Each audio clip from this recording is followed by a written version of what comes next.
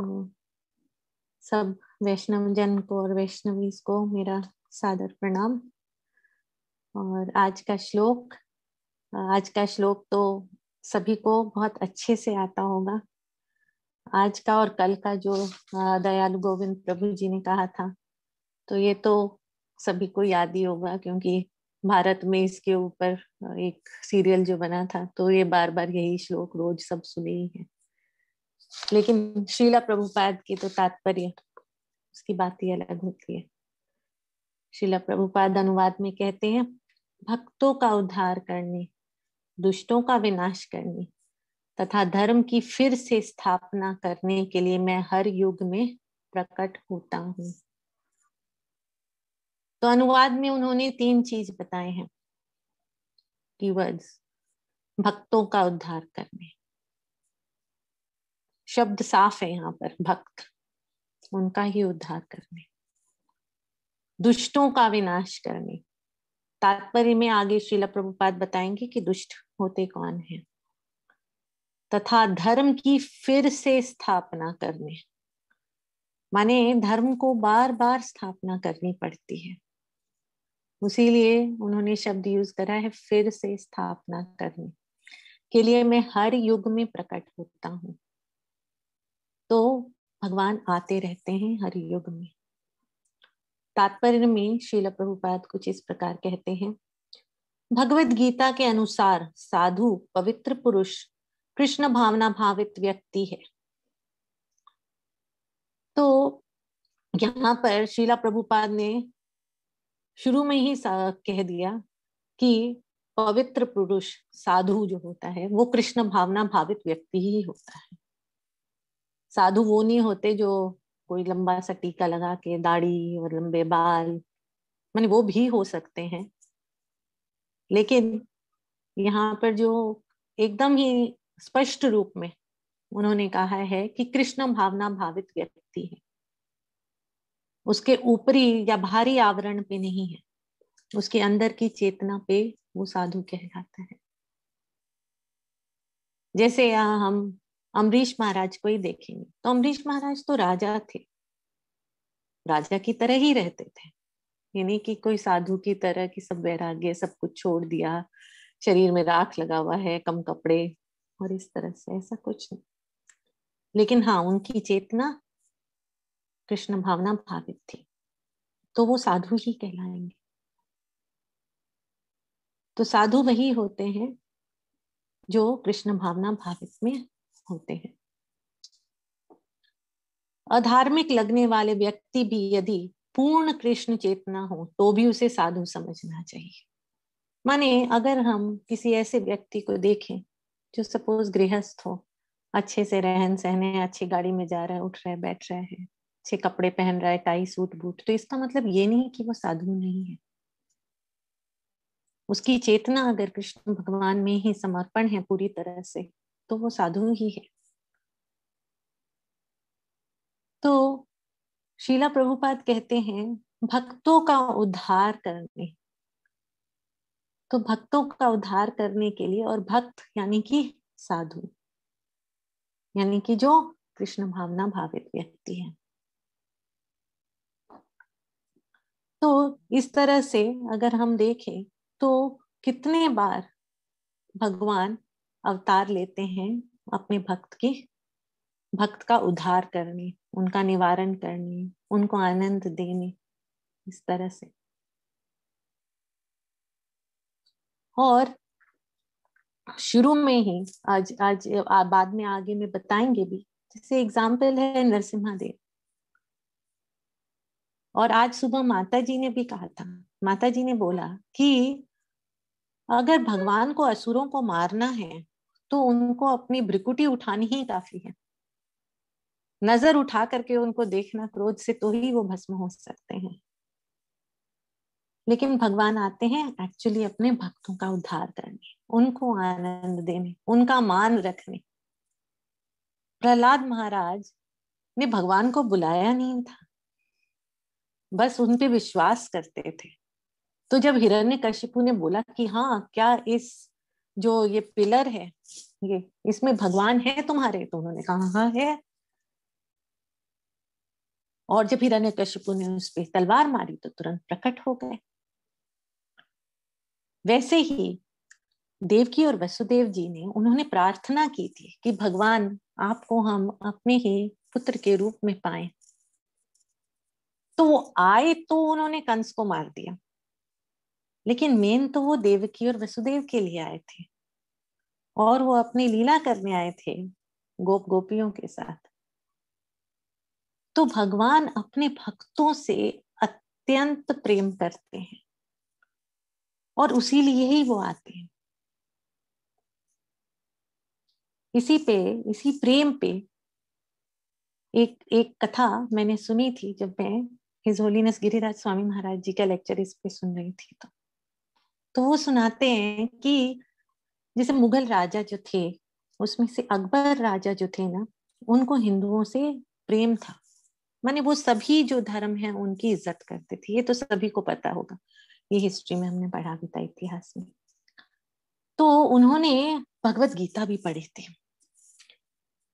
और महाराज बताते हैं कि वो भगवत गीता पढ़ते पढ़ते वो इस श्लोक पे आए। और जब वो इस श्लोक पे आए तो वो ये बोले कि भक्तों का उद्धार करने और दुष्टों का विनाश करने।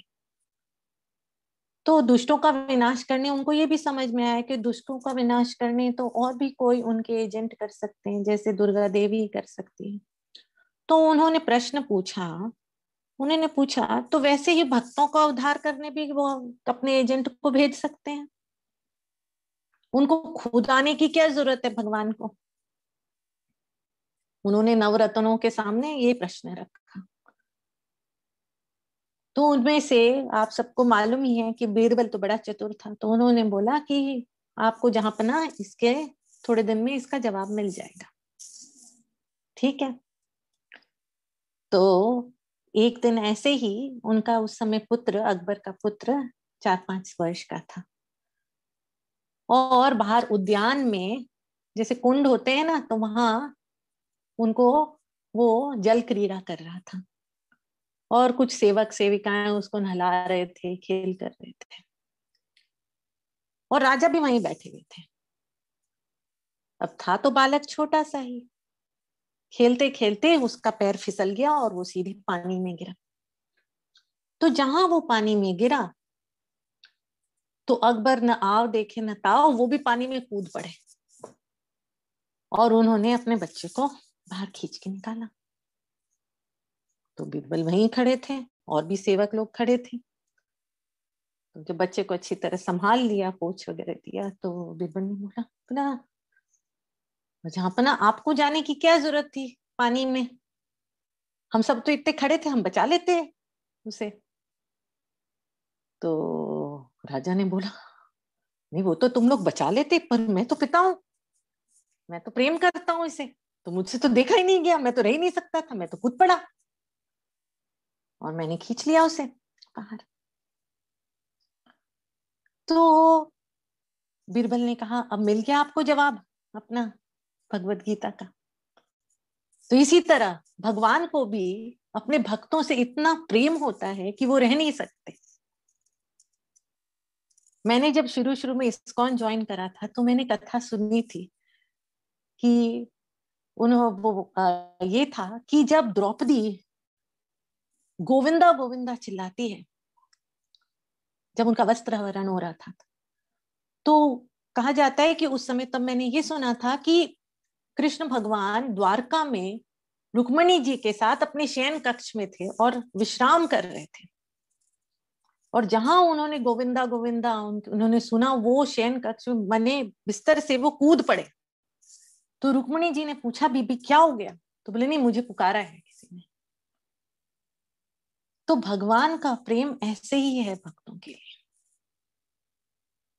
कि वो क्षण भर भी वो देर नहीं करते। हम भगवान को किसी भी रूप में देखें, जब भगवान श्री कृष्ण परम पुरुषोत्तम भगवान इस धरातल पे आए थे, तो उन्होंने कौन सा ऐसा जो है जो रिश्ता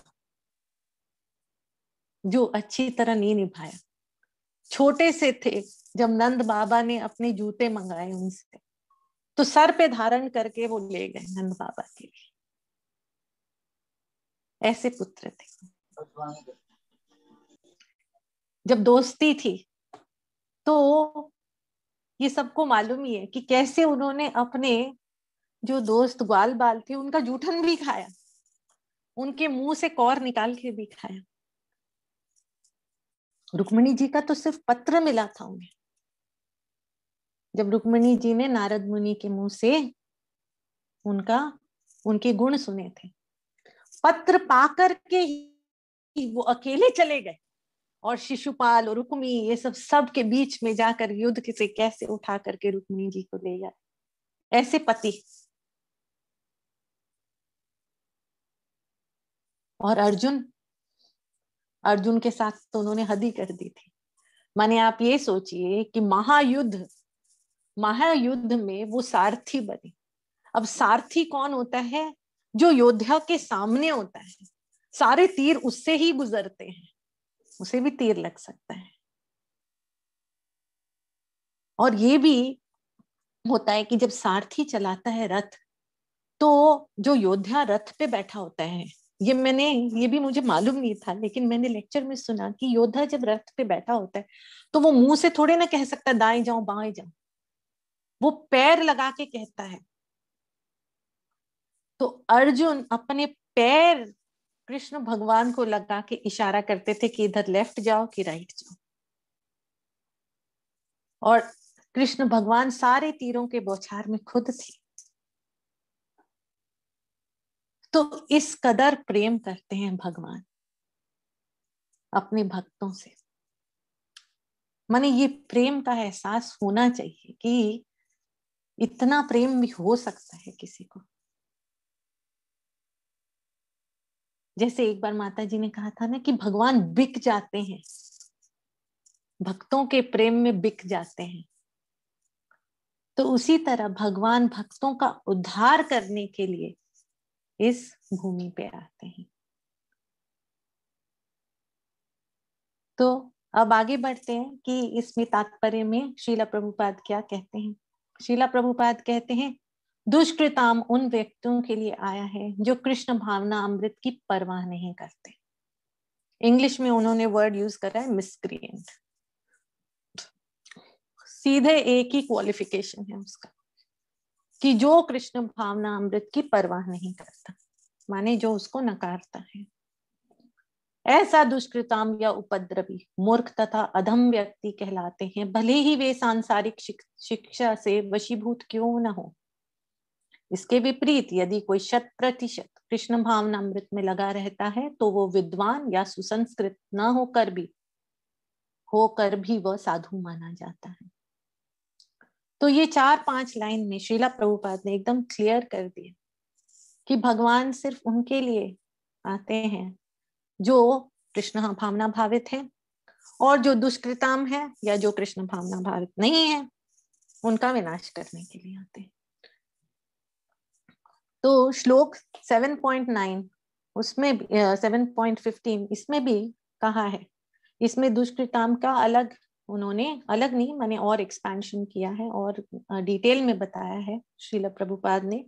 जब कृष्ण भगवान ये कहते हैं, ना माम दुष्कृतनो मूढ़ा प्रपद्यन्ते नराधमा माया परहता ज्ञान आसुरम भावम आश्रिता।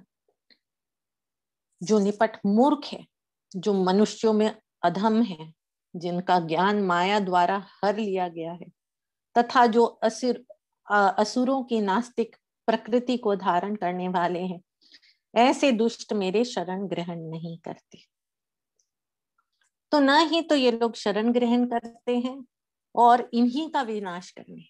अब जैसे कल दयालु गोविंद प्रभु जी ने कहा था कि भगवान इतने दयालु हैं कि कई दुष्टों का जब उन्होंने विनाश किया, जैसे रावण का, जैसे कंस का, जैसे पूतना का, तो उन्होंने उनको मुक्ति भी प्रदान कर दी शिशुपाल को। तो वो दुष्ट का ही नष्ट नहीं करते, वो दुष्टता को नष्ट करते हैं। और वैसे दुष्कृताम लोगों को बल्कि उनको लिबरेट कर देते हैं, उनको मुक्ति प्रदान कर देते हैं, इतने दयालु हैं। जहां तक अनीश्वरवादियों का प्रश्न है, भगवान के लिए आवश्यक नहीं है कि वे इनके विनाश के लिए उस रूप में अवतरित हों जिस रूप में वे रावण तथा कंस का वध करने के लिए हुए थे। भगवान के ऐसे अनेक अनुचर हैं जो असुरों का संहार करने में सक्षम हैं। तो यहाँ पर कौन से अनुचर की बात हो रही है? यहाँ दुर्गा देवी की बात हो रही है, माया देवी की। दुर्गा देवी के हाथ में हमने देखा है कि त्रिशूल होता है हर समय। वो त्रिशूल में 3 नोक होते हैं, 3 प्रॉन्ग्स होते हैं। तो जहां भी कोई माया में फंसना चाहता है तो दुर्गा देवी, या कृष्ण से भगवान कृष्ण के विमुख होता है तो माया देवी अपना त्रिशूल चलाती है। और वो जो 3 जो उनके जो प्रॉन्ग्स होते हैं या 3 होते हैं त्रिशूल में जो निकले हुए होते हैं, वो 3 क्लेश है, आदि दैविक, आदि भौतिक और आदि आत्मिक क्लेश। तो वो क्लेश से वो आदमी गिर जाते हैं। अटैक ऑफ दुर्गा देवी और आदमी क्लेशों में बंध जाता है। तो इसी तरह वो एक अनुचर है दुर्गा देवी। और दुर्गा देवी काफी है ये दुष्कृताम लोग से डील करने के लिए, उनका संघात करने के लिए। किंतु भगवान तो अपने उस निष्काम भक्तों को तुष्ट करने के लिए विशेष रूप से अवतार लेते हैं जो असुरों द्वारा निरंतर तंग किए जाते हैं। असुर भक्त को तंग करता है, भले ही वो उसका सगा संबंधी ही क्यों न। यद्यपि प्रहलाद महाराज हिरण्यकशिपु के पुत्र थे, किंतु तो भी वे अपने पिता द्वारा उत्पीड़ित थे।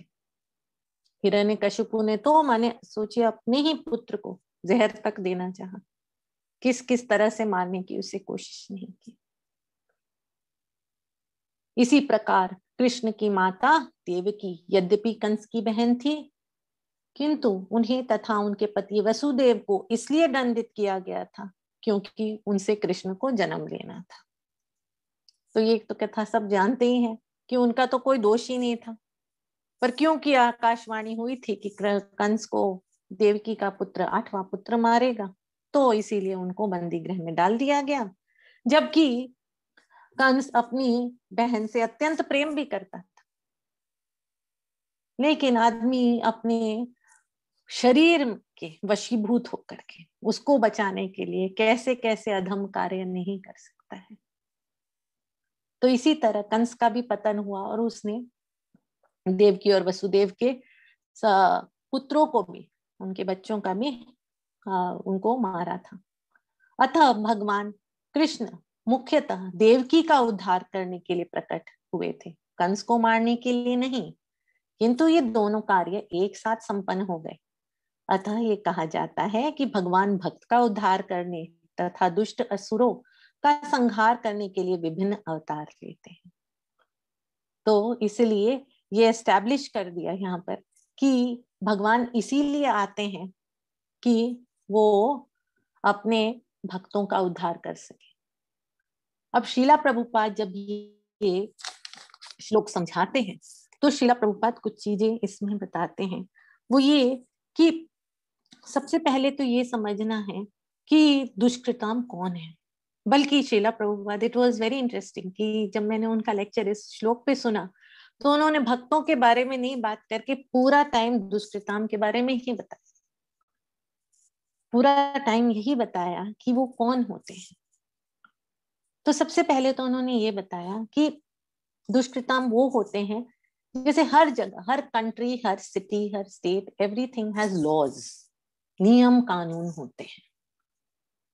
तो जो नियम कानून नहीं मानता है वो दुष्कृताम है, वो मिसक्रिएंट है।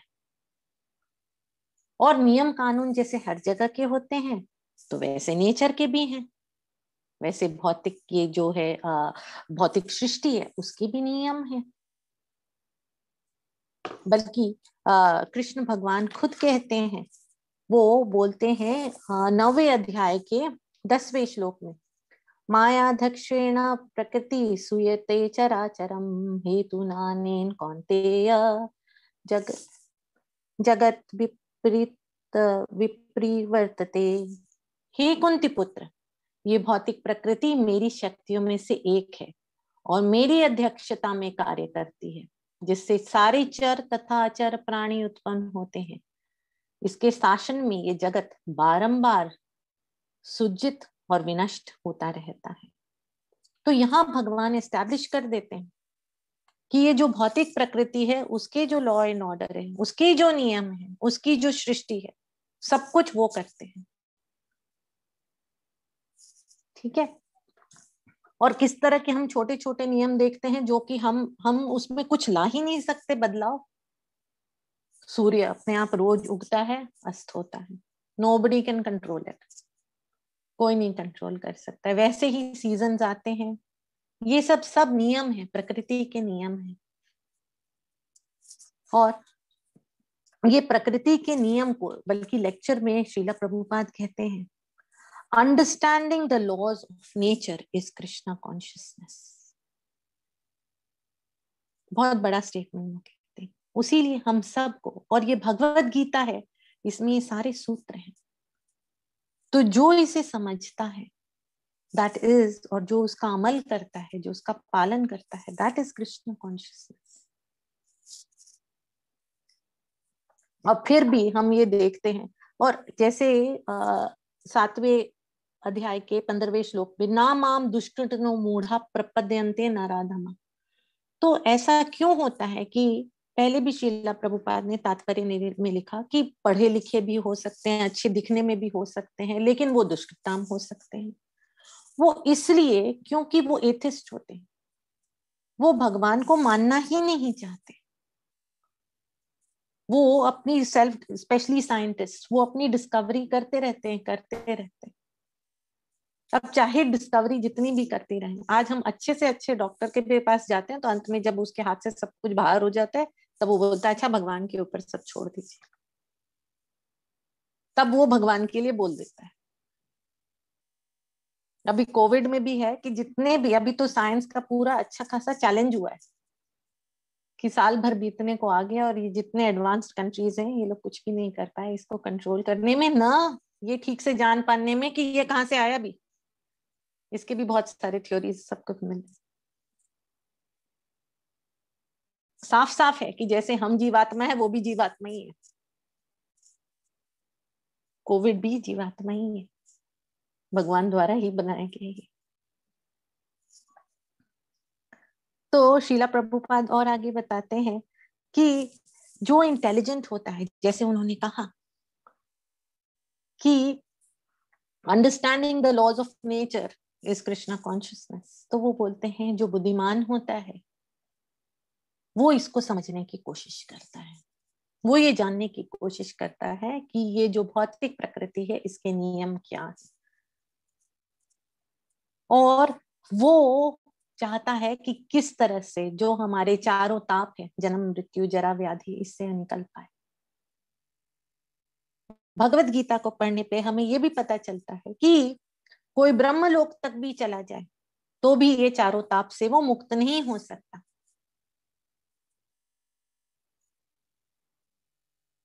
चारों लोकों में 14 भुवन में ये सारे चारों ताप हैं, और हर एक जीवात्मा ईटिंग स्लीपिंग मेटिंग डिफेंडिंग इसमें फंसा हुआ है। लेकिन जो बुद्धिमान होता है वो ये प्रश्न करता है ये ताप क्यों है, कैसे मैं निकल सकता हूँ, और वो कृष्ण भावना भावित होने की कोशिश करता है। उसे दिखता है कि कोई एक सुप्रीम पावर है जिसके पीछे सब चीज हो रहा है, जिसको वो नहीं कंट्रोल कर सकता।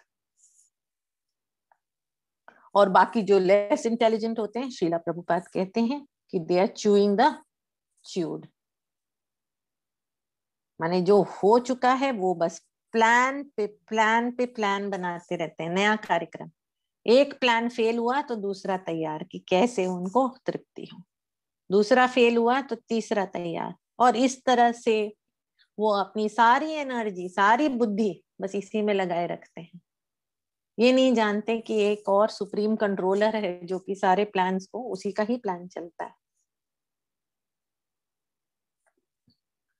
तो इस तरह से श्रीला प्रभुपाद दुष्कृताम के बारे में खूब बताते हैं, और ये एस्टैब्लिश कर देते हैं कि जो भगवान की, the one who does not understand the supremacy of Lord, he is a miscreant.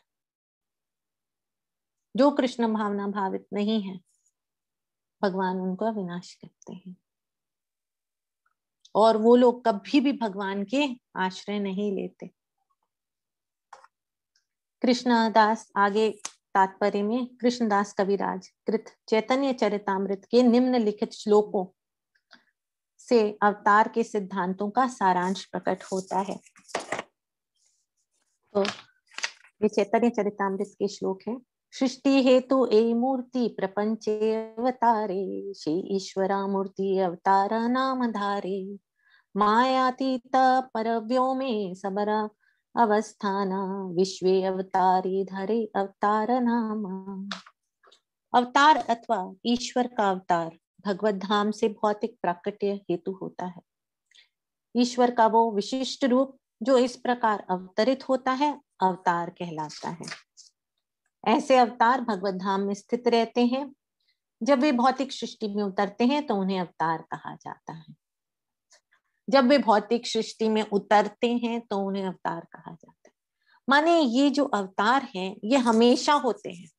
Narsingh Dev, Ramchandra ji, Krishna भगवान, वामन अवतार, ये जो आध्यात्मिक सृष्टि है इसमें कहीं ना कहीं उनकी लीला चल रही है।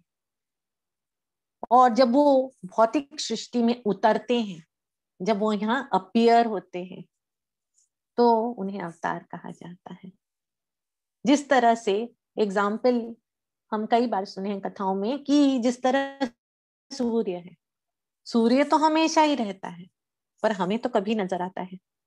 8 घंटे हमारे पास या 12 घंटे हमारे पास, 12 घंटे अमेरिका, लेकिन हमेशा ही है। हम नहीं देख पाते इसका मतलब ये नहीं कि वो नहीं है।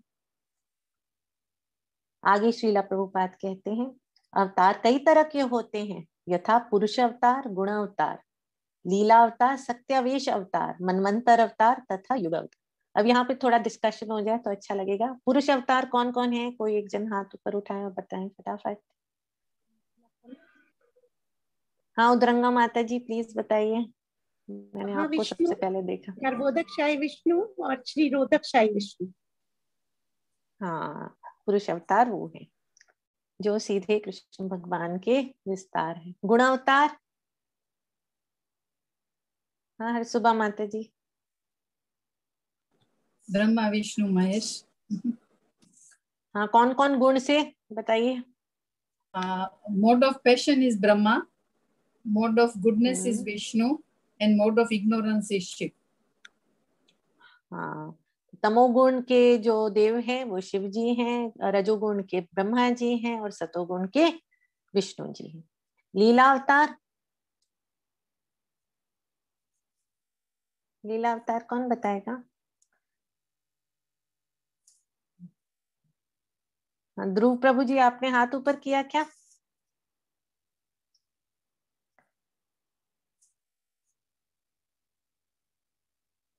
लीला अवतार बताएं। हाँ बताइए उद्रंगा माता जी। रामचंद्र, रामचंद्र, राम, श्री वामन अवतार, कच्छप अवतार, कूर्मा अवतार। हाँ, लीला अवतार वो होते हैं जो कि विशेष कार्य करने के लिए आते हैं।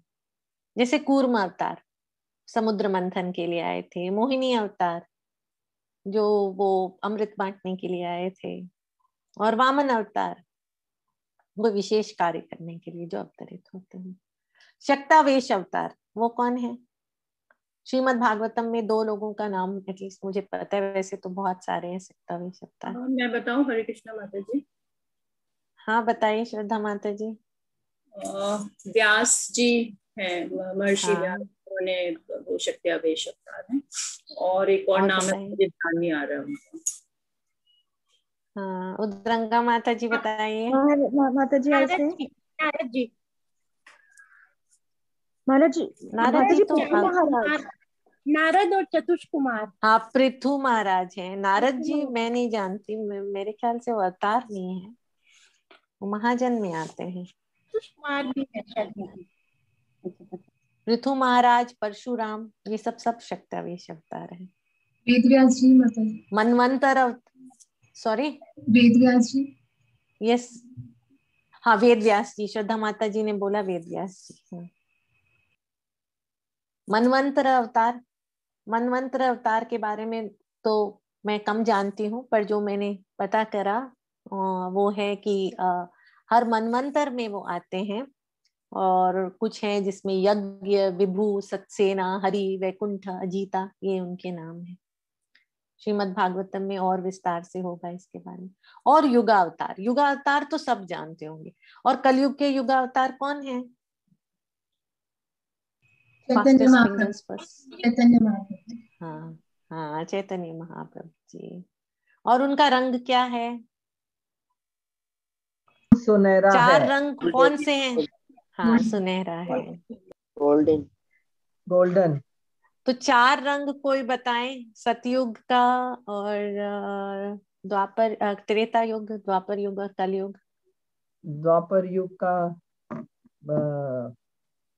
द्वापर युग का तो काला रंग है भगवान का, और काला या नीला, हाँ, नीला काला। हम्म, और त्रेता युग का तो भगवान सत्युग का श्वेत रंग। पूरा।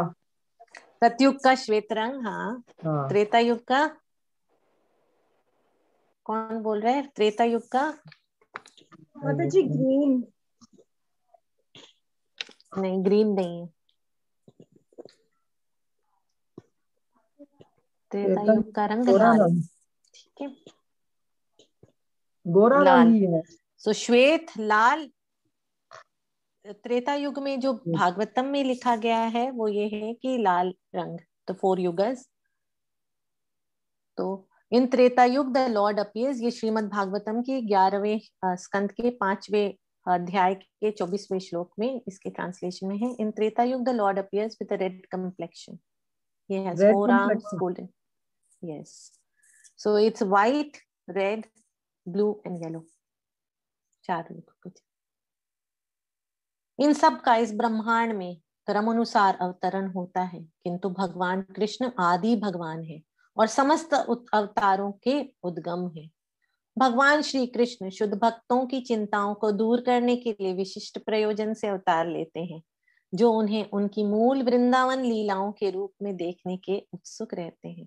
अतः कृष्ण अवतार का मूल उद्देश्य अपने निष्काम भक्तों को प्रसन्न करना है। Very important line. अतः कृष्ण अवतार माने जब भगवान स्वयं आते हैं तो उसका मूल उद्देश्य, द मेन ऑब्जेक्टिव, अपने निष्काम भक्तों को, निष्काम माने कि अनअलॉयड डिवोटीज को प्रसन्न करना है, उनको आनंद प्रदान करना है। और जैसे हम थोड़े दिन पहले सुने भी थे श्रीमद् भागवतम क्लास में कि कैसे वो गोपियों के साथ हास्य विनोद करते थे और उनकी लीलाएं वैसी थी वृंदावन में।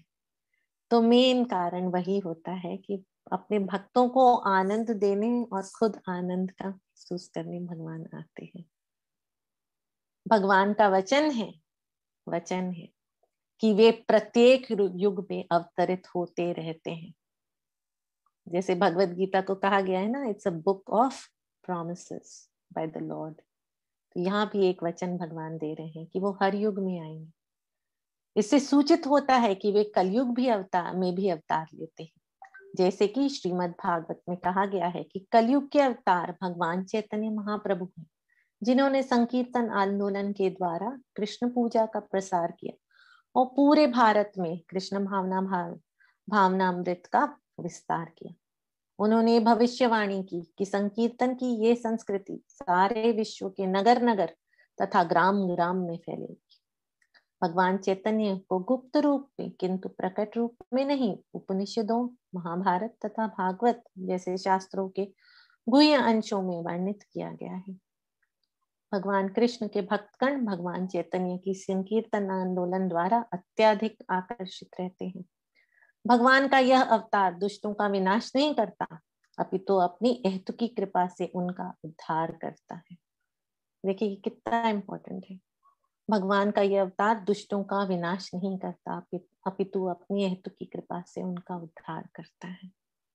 तो जैसे जगाई और मधाई के साथ भी भगवान ने किया कि सबसे ज्यादा पतित वही लोग थे, जुआ, व्यभिचारी और शराब आदि का पान करना। और उन्होंने नित्यानंद प्रभु पे हाथ भी उठाया, खून भी बहाया, लेकिन भगवान ने उस समय उनको माफ कर दिया और बाद में वो भक्त भी बन गए। बल्कि ये प्रश्न उठता है, ये उठना भी चाहिए कि महाभारत के टाइम में तो कृष्ण भगवान स्वयं थे अर्जुन के साथ और खुद उनको सारा डायरेक्शन दे रहे थे। अब हम जैसे लोग कलयुग में हम क्या करें? हमारे सामने तो कृष्ण भगवान है नहीं जो हमको डायरेक्शन दे। तो कोई कह सकता है कि कैसे ये चीज हो, किस तरह से हम भगवान का आश्रय ले सकते हैं जैसे अर्जुन ने लिया था?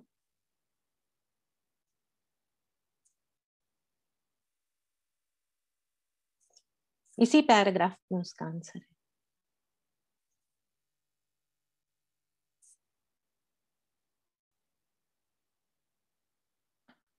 तो जब हम महामंत्र बोलते हैं, हरे कृष्ण कृष्ण कृष्ण हरे हरे, हरे राम राम राम हरे, तो भगवान वहां होते हैं, ही इज देयर। ये विश्वास हमें रखना चाहिए। कलयुग में भगवान अपने नाम में अवतरित हुए हैं और ये नाम में वो शक्ति है। जबकि अर्जुन के सामने वो फिजिकली थे, लेकिन हम अगर अपने मुंह से, मन से उनका नाम लेंगे तो वो है, वो बिल्कुल है। और जो अर्जुन की जो सेना थी, जो उसकी प्रोटेक्शन के लिए थी, मालूम है हमारी प्रोटेक्शन के लिए कौन है?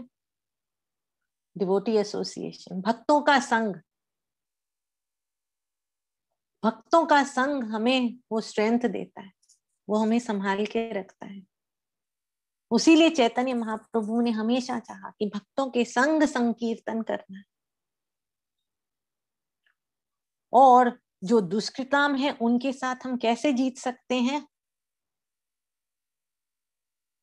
अस्त्र शस्त्र से नहीं, भगवान की वाणी से जीत सकते हैं। ये जो भगवत गीता है, ये जो भगवान की वाणी है, ये जो महामंत्र है, इससे जीता जा सकता है।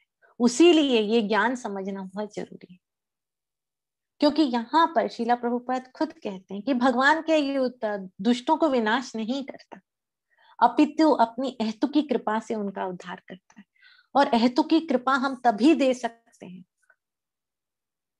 जब हम खुद ये महामंत्र पे विश्वास रखें और हम भगवान की वाणी को समझ करके बाकी सबको समझा सकें, बाकी सबको उसको इसके बारे में बता सकें।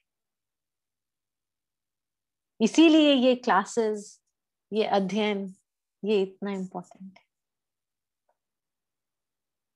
क्योंकि इसी के द्वारा चैतन्य महाप्रभु का ये जो है माया से के साथ जो हमारा युद्ध है, जो रोज है, 24 आवर्स है, इसको हम जीत सकते हैं। श्रीमद् भगवद गीता की जय। श्रीला प्रभुपाद की जय। हरे कृष्ण कृष्ण कृष्ण हरे हरे, हरे राम राम राम हरे।